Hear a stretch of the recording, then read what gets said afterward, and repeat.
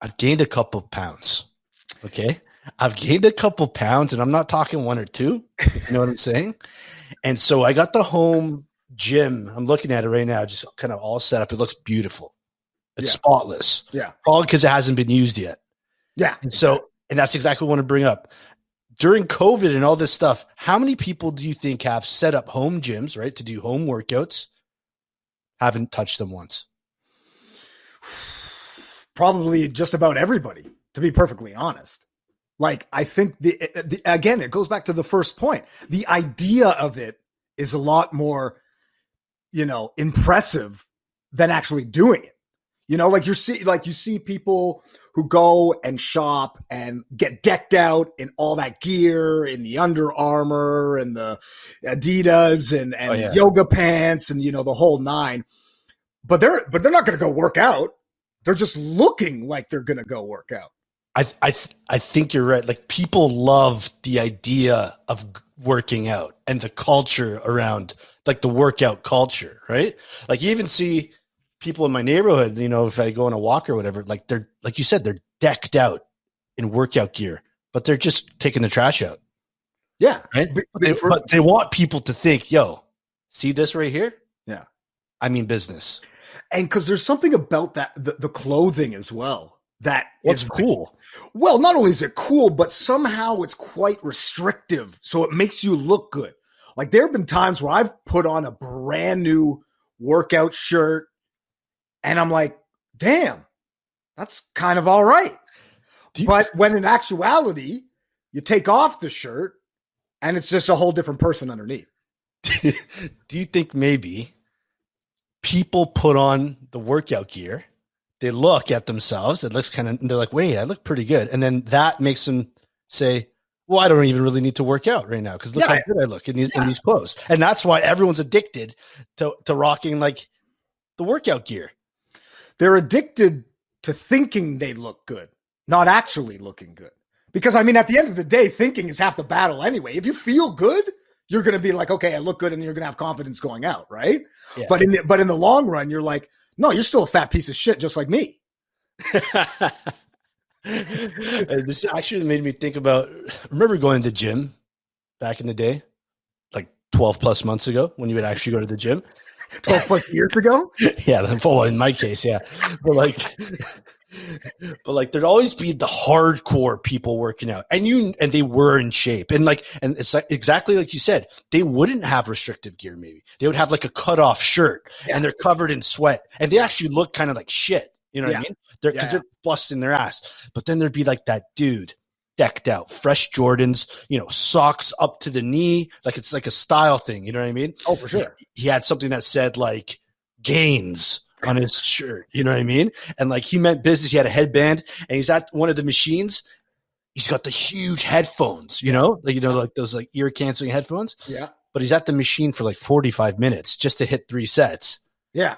And you're thinking to yourself, buddy, are you going to move on from here? Well, like, what are you doing here? And because he's got the noise canceling, he doesn't hear you when you're going, hey, dude, I got to get to the rack now. Yeah. How many sets you got left? He's like, all of them. Yeah. The whole night. Yeah. I haven't even started. I've got a playlist of Lady Gaga going, and I'm going to be here until 10:30 p.m. Yeah. He's on Spotify. He's listening to This Is Gaga. The playlist, man. And he's going to be there for a while. He's going to be there for a hot minute, man. But no, it's true. I think that for a lot of it is a little bit more of like maybe not so much of a status symbol, but like optics or something. Like, you could tell, as you said, they're the people that kind of look rugged, that have like this old stuff, right, that are going there and just going to blast. You know what I mean? Hour of power, do their thing, this, that, and the other. Where then you see the other people, both men and women, that are decked out, and they're effectively just like walking around to show you like, hey, look at me. I'm here. Yeah. I'm at the gym. And you're like, I did it. I made it here. Up. And you're like, are you going to get a pump on? They're like, what's that? What are you talking about? People work out here? Yeah. I'm going to be chilling right by this mirror. I'll check you at the fountain. Yeah. Check me at the fountain. I'll check you at the reception when this is all said and done. How many towels you got? Dude, I'm stacked. I'm stacked on towels. It's funny though, because Recently I downloaded like that Peloton thing. Yep. So Peloton, it's like a treadmill. Those sneaky sneaks, eh? Yeah. Oh yeah, buy a treadmill. By the way, you can't use this thing unless you pay the $20 a month subscription. You know what I mean? It's like, great, I'm out $4,000 plus the $160 a year or whatever for the rest of my life. You know what I mean?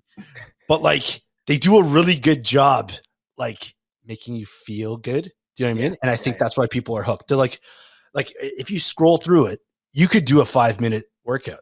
You could do a 10-minute workout because they don't care. They're like, you did it.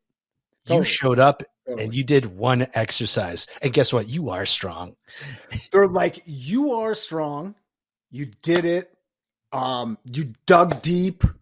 And thank you for taking out a new mortgage on your home just so you could essentially go walk around the block. 100%. Like you should just leave your house and the exercise would almost be the same. But they're like, no. You need the gear.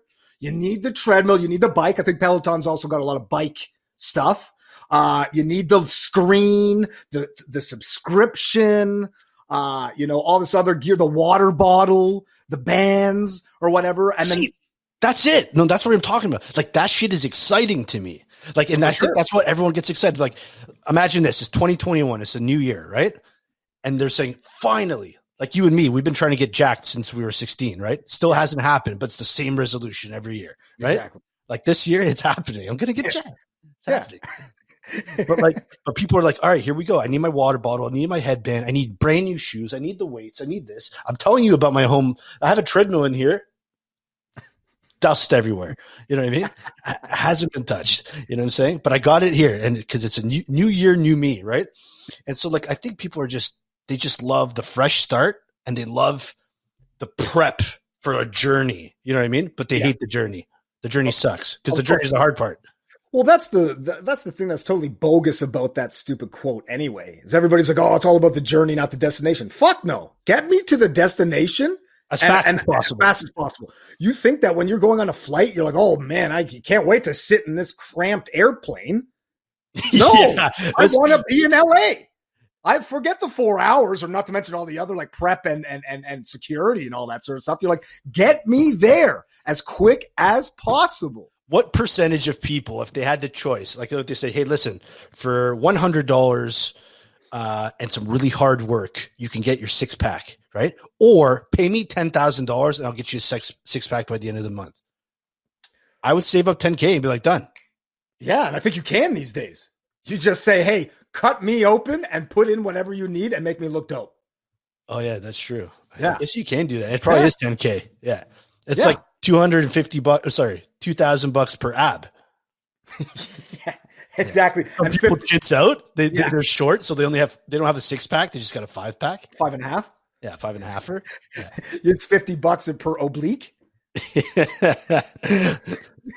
You only have one oblique. You were short $50. Fucking hell. But what's making this a little bit easier for me in terms of like getting back on track and actually, trying to get back in shape is I bought this scale, right? Mm-hmm. I was telling you about this. I bought this scale. I forget what the company's called. It's a digital scale, right? And it takes all the information, puts it into an app, right? And what's cool about that is you can like add your friends who have the same scale. And I got my mom on there as well. Okay. And so I don't know about you, but like I come from a family of fat shamers. Yeah. Like fat shaming is actually a thing in the family. Yeah. Like it was Christmas dinner and we took some pictures and like my mom looked so disappointed. I'm like, what's up? And she's like, you've gained so much weight. You know what I mean? And she had to send those pictures over to Poland, you know what I mean? To the motherland. And then she's getting texts back from her sister. Wow, he's really gained weight. He's done this. And so now, man, with the scale, she can see if I'm going up or down, and you know how close she lives to me. So she'll knock on the door and be like, we need to solve this problem ASAP. You know what I mean? So I get fat shamed left, right, and center now. Well, correct me if I'm wrong, but like, I think that's a European thing.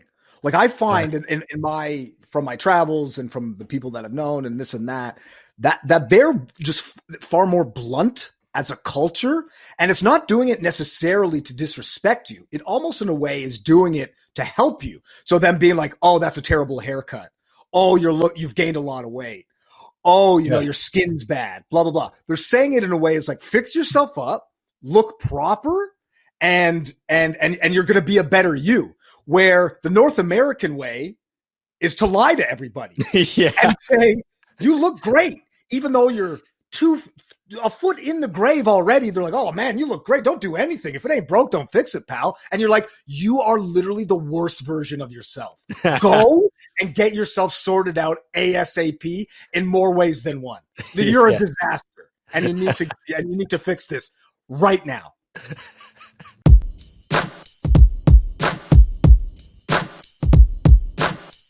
You are now listening to the Fierce Kingz Podcast.